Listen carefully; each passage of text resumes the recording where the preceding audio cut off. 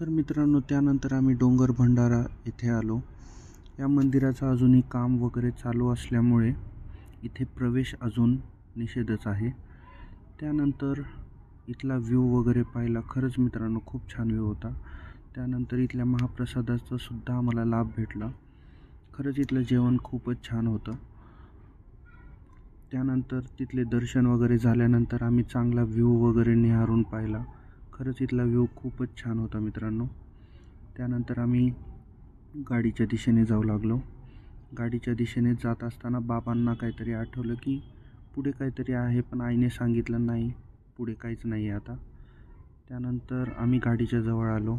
गाडीच्या जवळ आल्यानंतर मामांनी गाडी वळवून घेतली. त्यानंतर आम्ही रेडिओ वगैरे स्टार्ट केला आणि निघालो आमच्या पुढच्या प्रवासाला. मामा म्हणत होते की मॅप वगैरे लाव, पण इथं नेटवर्कच येत नसल्यामुळं मी पण सर्च करत राहिलो. नेटवर्कचा खूपच इश्यू आहे मित्रांनो इथे.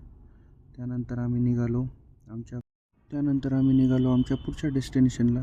थँक्यू.